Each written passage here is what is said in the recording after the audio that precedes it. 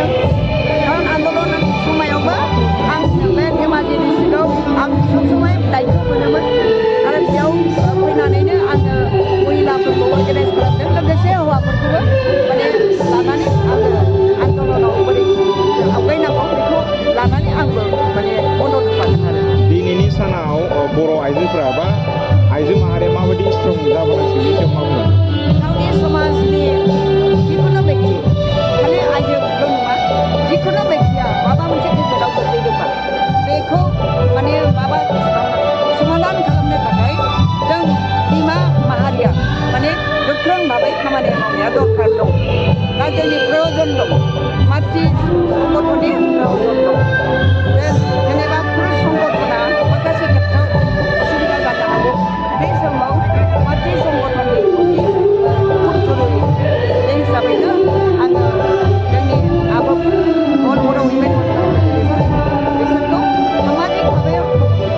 जाहाथे गोख्रों जायो बिनि थाखाय आङो खावलायो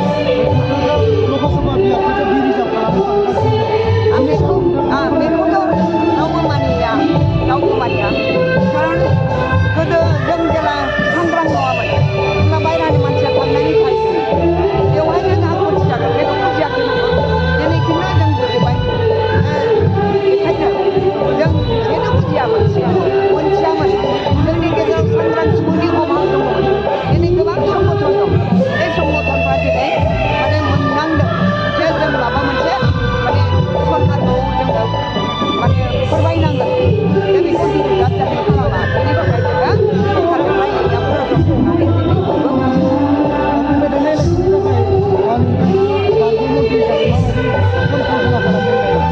आंहा दाबो जेबो परिकल्पना गैया रायजो राजाफ्रा लुबैदों आरोबाव आंखौ मोनफिननो लुबैदों बे हले सिंह आरो बे हिसाबै आंहा बोलो मोनफिनदों रायजोफ्रा लुबैदों माखासे सुबुंफ्रा माहारिफ्राबो लुबैदों बे हिसाबै आङो गोसोखौ खाथुमदों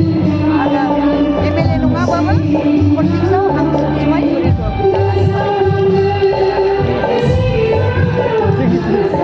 महरै नोंथाङा बाहागो लाफैबाय दिनै बे समाव नोंथाङा आइजोफोरखौ मा हाबाफारि मावनांगौ दं होननानै नोंथाङा सानो? जिहेतु दुलाराय आइजो अनसाय आफादनि आब'नि 27 बोसोरनि जथुम्मा बे जथुम्मानि दिनै गेवलां मेल गेवलां मेलाव आंखौबो आलासि महरै लेंहरनायखाय खौसेथि बर' सुबुं आफाद बेफोरनिफ्राय बिथांमोननिसिम रोजा रोजा साबायखर जिहेतु आइजो आफादनि बे मेलनि गेजेरजों गोबां बाथ्रा सावरायनाय जादों बयबो मिथिगौ बेखौ बे बाथ्राखौ दुलाराय बर' फरायसा आफादनि दैदेननायाव जिहेतु गोलाव सम मोनसे सोमावसारनाय जाबाय दिनैहालागै मोनथाम गोजोन गोरोबथा जाबाय बे गोजोन गोरोबथासिम दुलाराय आइजो अनसाय आफादाबो गुबुन गुबुन आफादफोरजों लोगोसे बे सोमावसारनायफोराव गोबां बिहोमा दङ गोबां बिहोमाजों लोगोसे जोंनि बर' हारिनि गेजेराव आइजोफोरनि गेजेराव सांग्रांथि लाबोनाय गावनि आथिङाव गसंथानो थाखाय रांखान्थि भाबै बोरै सांग्रां जानो हायो बेनि थाखाय आइजोफोरनि गेजेराव सांग्रांथि लाबोनायजों लोगोसे गोबां सोमावसारनायाव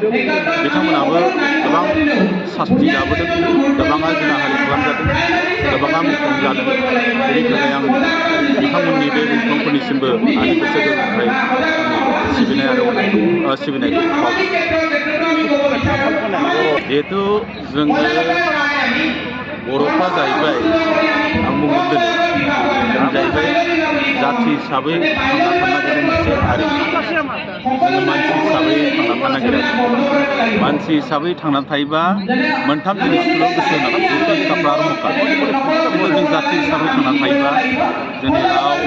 हारिमु जोंनि फोथायनाय गासिबो जों हमथानानै लाखिनांगौ जोंनि गाननाय जोमनाय बेफोरखौ हमथानानै लाखिनांगौ बेनि थाखायबा जोङो सांग्रांथि लाबोनो गेजेर गेजेर जोङो मेल मिटिंखौ खालामबाय थानांगौ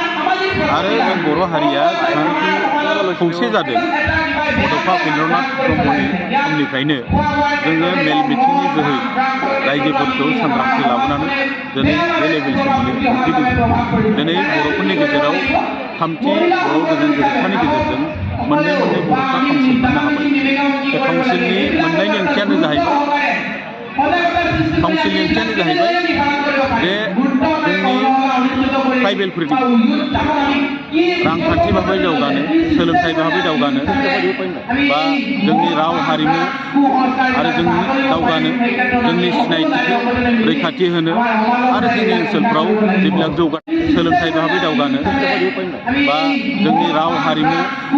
आरो जोंनि दावगानो जोंनि सिनायथिखौ रैखाथि होनो आरो जोंनि ओनसोलफ्राव जेब्ला जौगाथाय खामानि थाबैनो मावनो हानायनि थाखाय बेफोर काउन्सिलफोरखौ दाना होनाय आं सानो बे मेल मिटिं खुंनायनि जोहैसो जोंनि जिथु काउन्सिल मोननाय जोंनि जिथु पर्याय राजखान्थि भाबै जोंनि बिटिसिनिफ्रायबो जिथु अधिकार मोननाय मोनथाय मोननाय बा बिटिसिआव जिथु एसे मर पावार मोननाय बेखौ थारमाने जाफुंदों होननानै आं सानो गतिके जोंनि गेजेराव खौसेथिखौ जुदि फोथांना लाखिनांगौबा बे गेजेर गेजेर जोंनि गेजेराव मेल मिटिं खुंनाया आफादगिरि मेल मिटिं जानाया खोब गोनांथार आरो बे मेल मिटिंनि गेजेरजोंनो जोंनि गेजेराव माहारियारि आफादफोर थाबाय बे माहारियारि आफादफोरनि गेजेराव जयै माखासे सिद्धान्त लालायनानै इयुननि जेब्ला जौगाथायनि हाबाफारिखौ जों बोरै खौसे थानांगौ बर'खौ बोरै गेरेमसा महर दानो हागोन इयुन बिखायाव बिनि थाखाय हाबाफारि लानो हागोन। आथिखालाव जों नुबाय थानो मोन्दों जे बर' आइजोफ्रा दानाय लुनायनिफ्राय फ्राय जानगारबोदों। दानाय लुनाय दख'नानिफ्राय हमनानै जोमग्रासिम गुबुन रायजोनिफ्राय बा गुबुन हारिफोर दानायखौसो गानबाय थादों। बेनि सायाव नोंथाङा बर' आइजोफोरनिसिम मा खावलायगोन? जुदि जिहेतु गोदान जुगाव मानसिफ्रा समफ्रा एसे आंखाल जानायखाय हयथ' जोंनि बर' आइजोफोरनि गेजेराव बिदि जादों आरो रांखान्थि भाबै एसे गोग्लैसोनायखाय बेखायनो आं सानो जुदि रांखान्थि भाबै जुदि माहारिनि गेजेराव रांखान्थिनि जिथु बिथा बेखौ जुदि दानो हायाब्ला माहारियारि बाद बेफोर गोजोन खिन्थु जों दिनै जिहेतु दानाय लुनायफ्रा खम जादों बेनि एनकारेजमेन्टनि थाखाय बिसेसके जोंनि बर' कसारि वेलफेयार समाज काउन्सिल दा बे दानाय लुनायखौ लाबोफिननो थाखाय जोंनि काउन्सिलनि दारै काउन्सिल मेम्बार बिथांमोना लाबोफिननो थाखाय नाजादों आरो आं सानो जे माखासे रां अनसुंथाइ रां रुफा दानाय मदद खालामनायनि गेजेरजों जोंनि जिथु गोमालांनाय दानाय लुनाय बेखौ फोथांफिननो हागोन होननानै आं आरो बेनि गेजेराव जोङो गेजेर गेजेर माखासे रिसर्स पार्सन